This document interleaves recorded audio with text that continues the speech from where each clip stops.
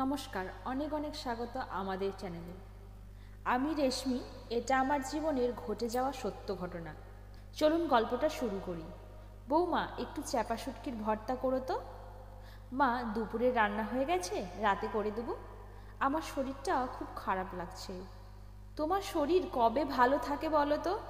2-3 আইটেমের বেশি কিছু করতে বললেই শুনি তোমার শরীর ভালো নেই।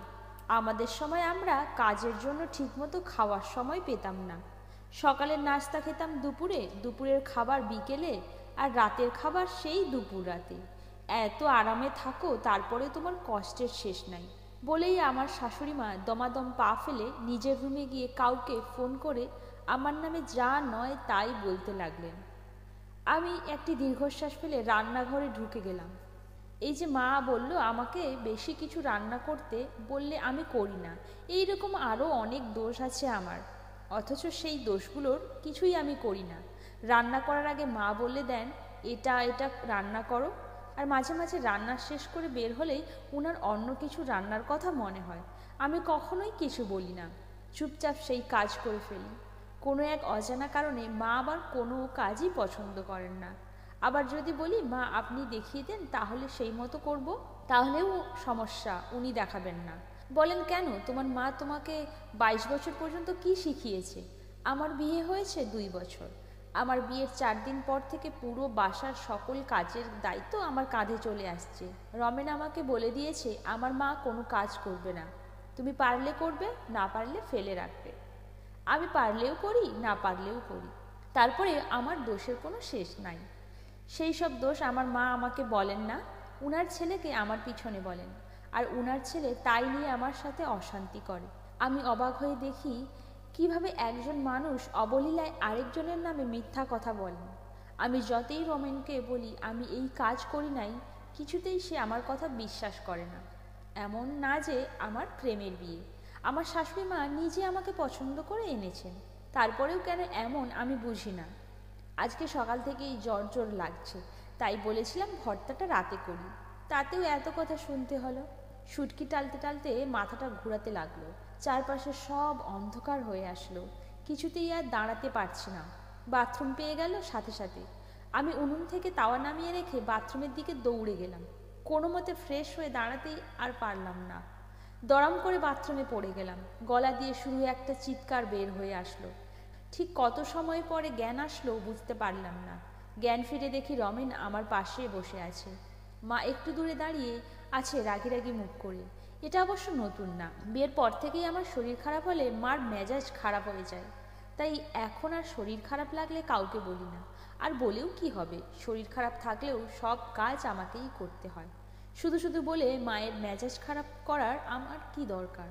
কিভাবে পড়ে গেলে তুমি? মাথাটা ঘুরে উঠেছিল? শরীর খারাপ থাকলে এত কিছু করার কি দরকার? মার সাথে সাথে বলে উঠলেন তোর বউ কি কোনো কথা শোনে? যা মনে চায় করে, কিছু হলে বলেও না। আমি অবাক হয়ে মায়ের মুখের দিকে তাকিয়ে বললাম, মা আমি তো আপনাকে বলেছিলাম আমার শরীর ভালো না।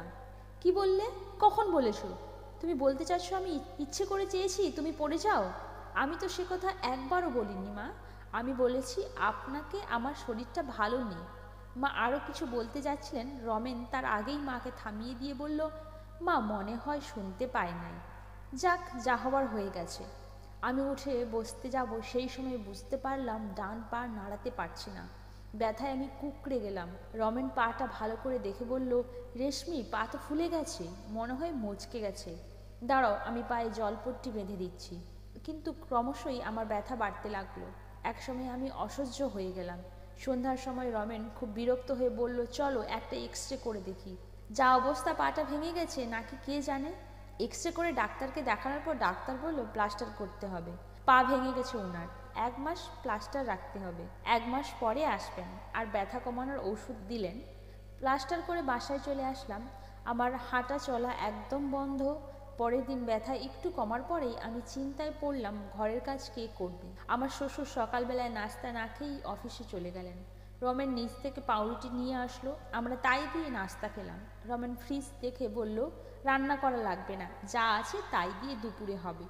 রাতে আমি অফিস থেকে এসে কিছু একটা করে নেব। রমেন অফিসে চলে গেল। সারাদিনে মা একবারও আমার রুমে আসে নাই। কাজের মেয়েটা ঘর মুছে কাপড় ধুয়ে যাবার সময় আমাকে বলল, ভাবি আপনারে টেবিলে ভাত দিয়ে যাই। আমি বললাম আচ্ছা। বিকালে মা আমার বিছানার পাশের টেবিলে 1 কাপ চা এনে দিয়ে চলে গেলেন। আমি অবাক হয়ে ভাবতে লাগলাম, 2 বছরেও আমার উপরে এই বাসায় কারোর কোনো মায়া হলো না কেন? আমি কি কম করেছি ওনাদের জন্য? রমেনও সারাদিনে একবার ফোন করে জানতে চায়নি আমি খেয়েছি কি না বা শরীরের এখন কি অবস্থা। বিয়ের পর থেকেই লক্ষ্য করেছি রমেন আমাকে নিয়ে বেশি আহ্লাদ দেখায় না। নতুন বিয়ে হলে বইয়ের প্রতি স্বামীদের যে একটা আবেগ কাজ করে সেটা রমেনের ভিতরে ছিল না। ও সবসময় চুপচাপ থাকে আমার সামনে, কিন্তু ওর বাবা মা অন্য আত্মীয়দের সামনে ও অনেক কথা বলে। আমি মাঝে মাঝে বলি চলো আজকে রাত জেগে ছবি দেখি। ও বলে না, রাত বেশি জাগলে সকালে অফিস যেতে সমস্যা হবে। কিন্তু মাঝে মাঝেই দেখি অনেক রাত পর্যন্ত আমার শ্বশুর আর ও মিলে ডিসকভারিতে কোনো প্রোগ্রাম দেখে। যদি বলি চলো দুজনে মিলে একটু ঘুরে আসি, ও সাথে সাথে মাকে গিয়ে বলে মা চলো আমরা বাইরে যাব। আমি প্রথম প্রথম ভাবতাম একমাত্র ছেলে, তাই বাবা মাকে রেখে কোথাও যেতে চায় না, কিন্তু তাই বলে আমাকে নিয়ে ও কখনোই বেড়াতে যাবে না? স্বামীর মুখ থেকে নিজের প্রশংসা কে না শুনতে চায়। তাই আমিও মাঝে মাঝে ও অফিস থেকে আসার আগে একটু সেজে থাকি। কিন্তু আজ পর্যন্ত রমেন আমাকে আদর করে বলেনি রেশমি তুমি খুব সুন্দর। আমি যে দেখতে খারাপ তাও না। পরে পরে মনে হতে লাগলো রমেনের মনে হয় বিয়ের আগে কারোর সাথে কোনো সম্পর্ক ছিল, তাই আমাকে ওর ভালো লাগে না। কৌশলে একদিন আমার ননদের কাছে এই ব্যাপারে জানতে চাইলাম। উনি বললেন না না, আমার ভাই কখনো কোনো মেয়েকে পছন্দ করলে আমরা তো তার সাথেই রমেনকে বিয়ে দিতাম। ও সবসময় মায়ের পছন্দের মেয়েকে বিয়ে করবে বলেছে। অবশেষে বুঝতে পারলাম আমার প্রতি রমেনের অনীহার মূল কারণ আমার শাশুড়ি মা। উনি রমেনের কাছে নিয়মিতভাবে আমার নামে সত্যি মিথ্যা বানিয়ে নানা কথা বলেন, আর উনার বাধ্য সন্তান সেগুলো বিশ্বাস করে আমার থেকে নিজেকে দূরে সরিয়ে রাখে।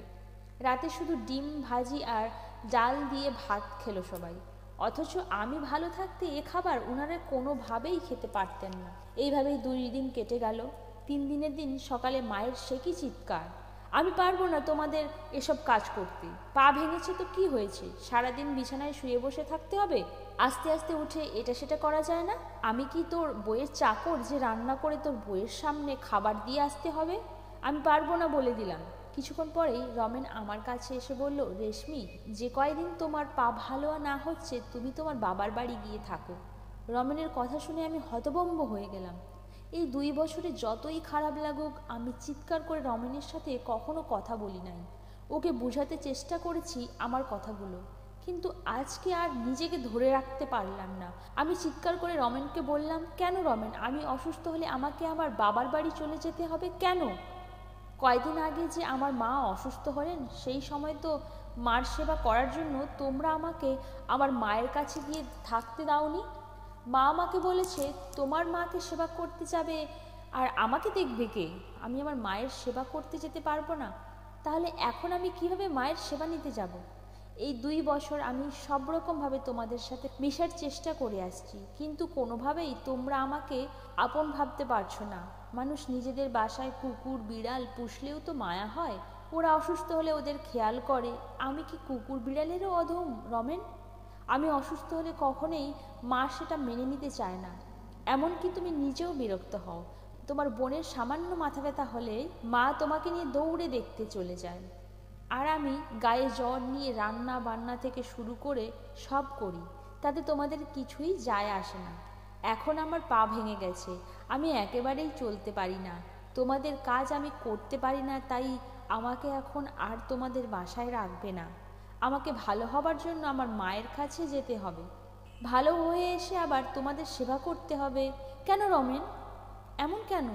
তোমাদের কিছু হলে আমি সব করি, তাহলে আমি অসুস্থ হলে তোমরা কেন আমাকে দেখতে পারবে না? স্বামী হিসেবে কি তোমার কোনো দায়িত্ব নেই? আমি অনেক চেষ্টা করেছি তোমাদের আপন হতে, তোমার মনে আমার জন্য একটু জায়গা করে নিতে, কিন্তু আমি সফল হতে পারি নাই রমেন। পা ভালো হওয়া পর্যন্ত না, আমি সারা জীবনের জন্য তোমার জীবন থেকে চলে যাব বলেই আমি আমার বড় ভাইকে ফোন করে আসতে বললাম। রমেন বুঝতে পারলাম আমি সত্যি সত্যি চলে যেতে চাইছি, তাই ও আমার পাশে বসে আমার হাত ধরে বলল, রেশমি কে বলেছে আমার মনে তোমার কোনো জায়গা নেই? আমি একটু চাপা স্বভাবের, তাই হয়তো তোমাকে সেরকম করে ভালোবাসি বলা হয় নাই। কিন্তু আমি তোমাকে ভালোবাসি, বিশ্বাস করো। না রমেন, ভালোবাসি মুখে বলতে হয় না, ব্যবহারেই বোঝা যায়। তুমি আমাকে কেমন ভালোবাসো? আজ পর্যন্ত তুমি আমার কোনো কথা বিশ্বাস করনি। মা তোমাকে সত্যি মিথ্যা যা বলেছেন তাই নিয়ে তুমি আমাকে কম কথা শোনাও নাই। আমি বারবার তোমাকে বোঝাতে চেয়েছি তোমার এরকম ব্যবহারে তোমার সাথে আমার দূরত্ব সৃষ্টি হচ্ছে, কিন্তু তুমি আমার কোনো কথায় কান দাওনি। আমি তোমাকে কখনো বলি নাই তুমি তোমার মা বাবাকে ভালোবাসো না। তুমি ওনাদের পাশাপাশি আমাকেও একটু ভালোবাসো। এমন তো না যে আমাকে ভালোবাসলে ওনাদের ভালোবাসায় কম পড়ে যাবে। বাবা মায়ের প্রতি ভালোবাসা আর বইয়ের ভালোবাসা কি এক? কিন্তু তুমি আমার ভালো লাগা মন্দ লাগার দিকে কখনো দেখো নাই। তোমার মা বোন অসুস্থ হলে তুমি যে ব্যতিব্যস্ত হয়ে যাও, আমার বেলাও তার 10 ভাগের 1 ভাগ তুমি কখনো হও নাই। 2 বছরে যখন তোমার ভিতরে আমি ঢুকতে পারি নাই, তাহলে আরও 12 বছরে পারবো না। তাই শুধু শুধু এক ছাদের নিচে থাকার কোনো মানে হয় না। এই সময় মা রুমে ঢুকে বললেন, কি হয়েছে বৌমা, এমন চিৎকার করছো কেন? আর কি বলছো তুমি? রমেনের সাথে তুমি আর থাকবে না? কি এমন হয়েছে? এক সংসারে থাকতে গেলে এমন অনেক কিছু মেনে নিতে হয়। আমি সবসময় তোমাদের ভালো চেয়েছি। আমি মায়ের দিকে তাকিয়ে বললাম, কি ভালো চেয়েছেন মা? আপনি যে আপনার ছেলের কাছে আমার নামে নালিশ করেন, কেন করেন? আপনি ভালো করেই জানেন আপনার ছেলে আপনার কথা অন্ধের মতো বিশ্বাস করবে। আপনার ধারণা ছেলেকে বসে রাখলেই আপনার ভালো? তাই যা নয় তাই বলে ছেলেকে সবসময় আমার কাছ থেকে দূরে সরিয়ে রাখার চেষ্টা করেছেন। আপনার চেষ্টা সফল হলো। আমি সবসময়ের জন্য দূরে চলে যাচ্ছি। আর মানিয়ে নেওয়ার কথা বলবেন না। মানিয়ে নিতে আমি অনেক কিছু এই 2 বছরে ছাড় দিয়েছি, কোনো লাভ হয় নাই, ভবিষ্যতেও হবে না। আমাদের দেশের মেয়েরা মানিয়ে নিতে নিতে এমন অবস্থা হয় যে তাদের দেওয়ালে পিঠ ঠেকে যায়। ততদিনে তাদের 2-3টা ছেলে মেয়ে হয়ে যায়। তখন তাদের একদল ডিভোর্সের চিন্তা করে, আর একদল মরে মরে সারা জীবন বেঁচে থাকে। যারা বাচ্চা হবার পরে ডিভোর্সের চিন্তা করে, তাদের ডিভোর্সের পরে সবচেয়ে বেশি মানসিক বিপর্যয়ে পড়ে সন্তানরা। আর যারা মরে মরে সংসার করে, তারা এক জীবনে স্বামী শ্বশুরবাড়ির লোকেদের কথা শুনে আর পরবর্তীতে সন্তানদের কথা শুনে। কারণ সন্তানরা ছোট থেকে তাদের মায়ের অসম্মান দেখে বড় হয়, তাই তারাও মনে করে এর কোনো সম্মান নেই। আমি তাদের মতো হতে চাই না। তাই যে সম্পর্কে সম্মান নেই, সন্তান হবার আগেই আমি সেই সম্পর্ক থেকে নিজেকে মুক্ত করতে চাই। মরে মরে নয়, আমি বাঁচার মতো করে বাঁচতে চাই। বউ হয়েছি তো কি হয়েছে, আমিও মানুষ। তাই আমাদের উচিত যে কোনো সম্পর্কে একে অপরকে বোঝা আর একে অপরকে সম্মান করা, যাতে রেশমির মতো মেয়েদের ঘর ছাড়তে বাধ্য না হয় আর পরবর্তী প্রজন্মের কাছে সঠিক বার্তা পৌঁছায়। আমাদের গল্পটি কেমন লাগলো অবশ্যই কমেন্ট করে জানাবেন, আর চ্যানেলটাকে সাবস্ক্রাইব করে দেবেন, আর পাশে থাকা বেল আইকন প্রেস করে দেবেন যাতে পরবর্তী গল্প অতি সহজেই আপনাদের কাছে পৌঁছে যায়।